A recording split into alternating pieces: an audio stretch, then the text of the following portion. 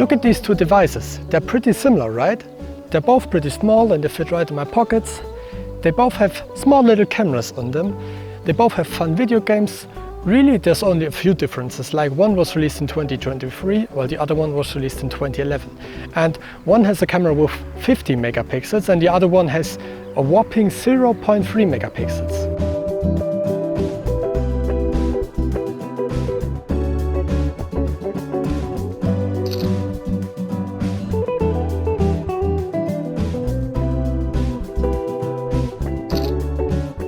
Originally, this was just supposed to be a fun, goofy video celebrating the 1-year anniversary of this channel. On this exact day, 1 year ago, I uploaded my first ever video on the Scout YouTube channel. And for that purpose, I just bought my first somewhat professional camera, the Sony CVE-10, to up the quality of my videos. I didn't fully know how to operate that camera yet, but we all start somewhere, don't we? Anyways, the topic of that video was this thing, my childhood Nintendo DSi, which I dug back up and used to take pictures that conveyed a nostalgic feeling. And we talked all about nostalgia and about how these pictures can make you feel nostalgic and all of that stuff. That video started off a now officially 1 year long journey of me collecting, testing and using vintage cameras. And I thought to celebrate this, I will make another video about this camera and compare it to the most modern camera I own, which is my Google Pixel 8 Pro. So that's what we will do in this video.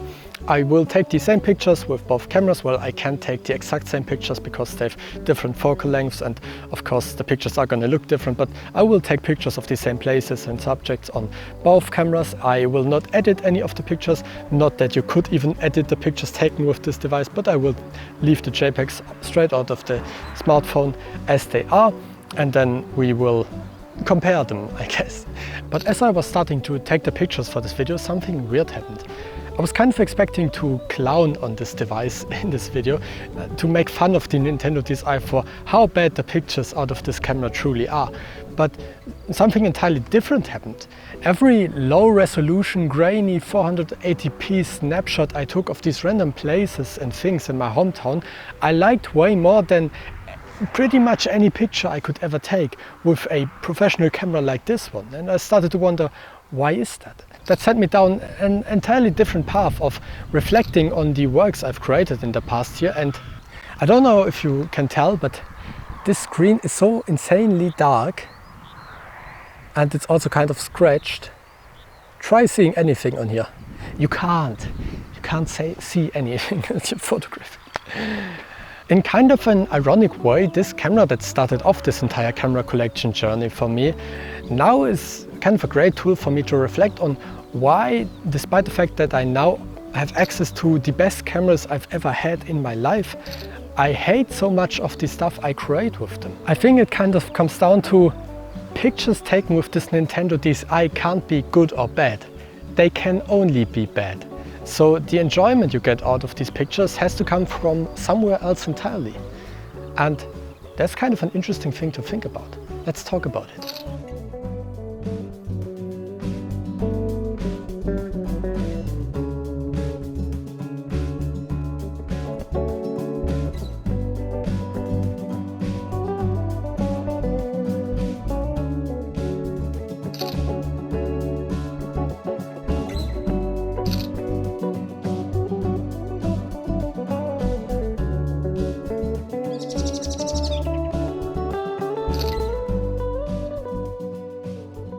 Why do they always make these benches so damn big?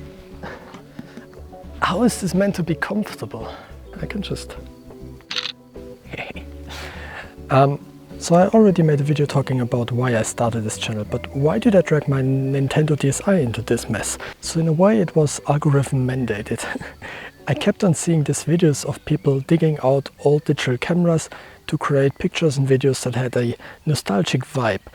And I liked those videos and I wanted to try it for myself, so I looked around my room if I had any old digital cameras lying around, and this was just sitting there. So that's how that video got made, and the point of that first video really was nostalgia, with me actively trying to take pictures that had that nostalgic vibe. And the point of that video still stands, but this channel has mostly moved away from the topic of nostalgia since then, because I got into film photography and I started using more and more cameras that were built long before I was even born, and how am I going to be nostalgic about that? The point of my video now is more so to show the fun of using these cameras, because of the cool sounds they make, because of the cool textile feel, because of the different shooting experience they provide. But you would be surprised by how good the medium of film and these old cameras can still hold up today.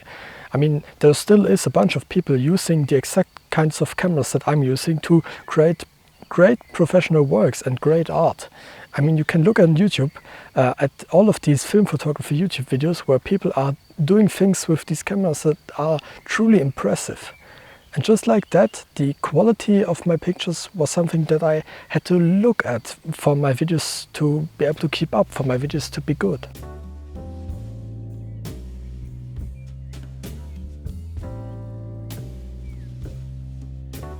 I told you guys there's deer around here. I should really try to get into wildlife photography, I think. I think this spot would be really amazing. I've seen so many deer.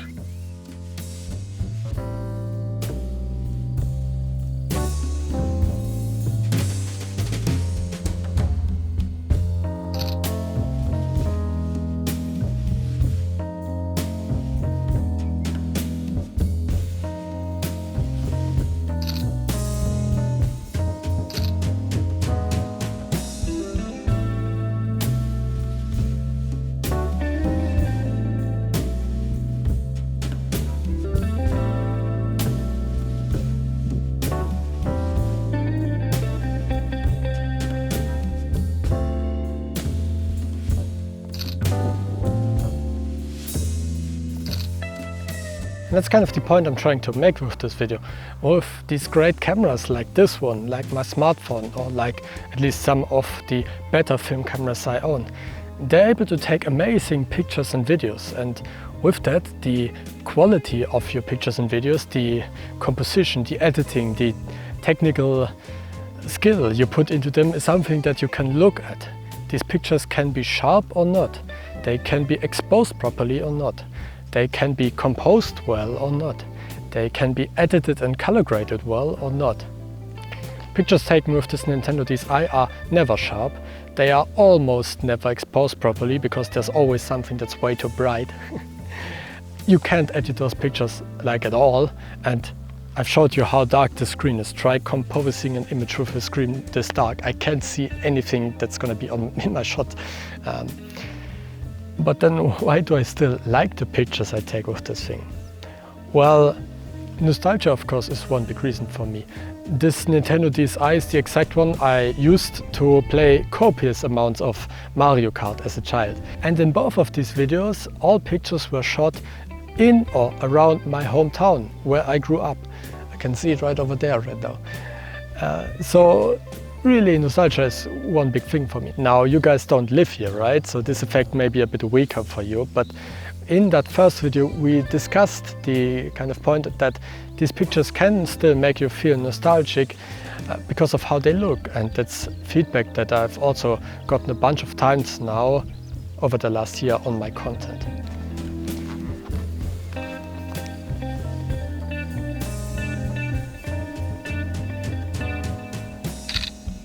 Now, another point is just that there are pictures of the flowers in my parents' backyard, or pictures of places in my hometown. That in and of itself is something that can make me like those pictures, that can be valuable to me, that I can be happy about.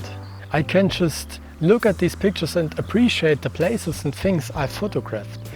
Now, I photographed those exact flowers on this camera, on some of my film cameras, and on my smartphone, and those same feelings never came up because, I mean, taking pictures of flowers like this with a camera like this can make for some truly amazing pictures that look great, that get a bunch of likes on social media, that I can monetize, that I can put in my portfolio to further my career and get hired, right? So the appreciation I may have for the thing I photographed gets buried below layers and layers of, did I do a good job? Did I put in enough skill when taking these pictures? Are the pictures good? Can you guys see my bag? Well, I guess you can see my bag. With this Nintendo DSi that can't happen because, as we discussed at length, those pictures can't be good. So I have to look at, can I maybe like those pictures because I appreciate the things that I photographed? As I got a spider on my leg. This was way too much walking for my gamer eyes. Anyway, so this kind of lack of appreciation does not only apply to the things I'm photographing, but also to the devices themselves, the cameras I'm using. So namely the smartphone and this camera that's filming me right now, the Sony CV-10. Those of you who have watched some of my other videos may have heard me talk about why I've only started doing photography somewhat recently. So back in the day, the only camera I had to do photography on was my old Samsung smartphone, which I really just didn't like. I didn't like the pictures out of that smartphone. I thought they looked bad. I thought they looked way too artificial. And I just didn't like the way they looked. So whenever I tried doing photography, I ended up with pictures that I didn't even want to look at because I thought they looked bad, which is why I never did it. Only when I got this camera, I started taking pictures where I thought, wait, I like the way these pictures look. So I should probably start doing more photography and trying to improve my skills, trying to become a better photographer, because for the first time I thought I was able to take some of those great pictures that I wanted to take, and I was able to take pictures that I like. Of course, I want to become a better photographer, I want to become a better videographer, I want to become a better YouTuber.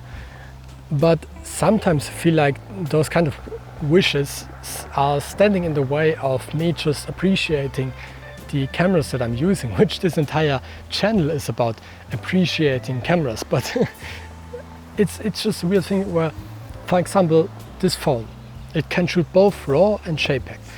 In this video you're gonna have seen the JPEGs straight out of this phone, and I think they look really amazing. The JPEGs straight out of this Google Pixel 8 Pro look really amazing. I really like the way they look. And remember what I said, I used to dislike photography because of the smartphone that I was using. Imagine I had this phone back then. I think things may have turned out completely differently. But what's the problem? I shoot both JPEG and RAW at the same time with the smartphone. When I take the picture and I look at the picture on the screen right here, I see the JPEGs and they look great. The problem with that is that the reason why these JPEGs look so great is because there's a lot of computational stuff and editing happening in the smartphone to even make those JPEGs look so good, right?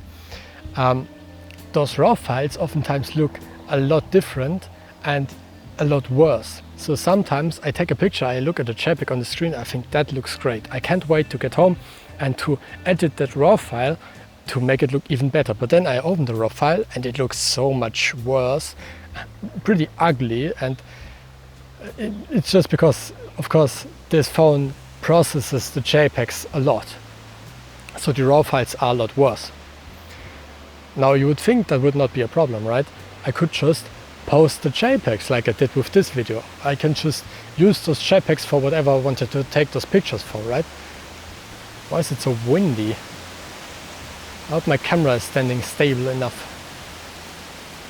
Yeah, you guys are pretty stable. But I don't do that. I go into my photo editing software and I edit those RAW files for such a long time for them to oftentimes still look worse than the JPEG straight out of this camera. Sometimes I spend hours editing RAW files out of this phone just for those RAW files to look the same as the JPEGs. Why?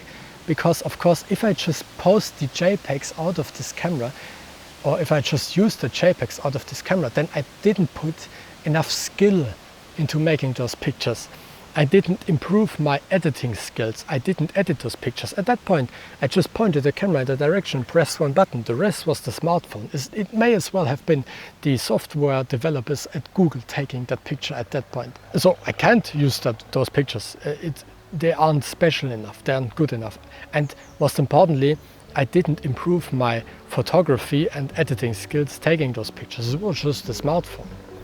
So instead of appreciating the fact that the smartphone can, with very little effort, take some amazing pictures. I force myself to work with those RAW files that are a lot worse, because otherwise it almost feels like cheating. It feels like I'm not making any progress in becoming a better photographer if I don't use those RAW files to practice my editing skills and to make those pictures look differently from other smartphone photographs, make them look special. So in a weird way, I now have those cameras that enable me to create the things I want to create and make those things look amazing. But I can't just appreciate those cameras for that. I can't just be happy that I now have those tools. I have to make sure that I spend enough time changing the footage and the pictures out of these cameras, editing them, and making sure that I'm improving my skills in editing. Because yeah, I have pictures that I like, but I haven't put in enough effort yet in taking those pictures. And it's weird. My grandpa just drove past.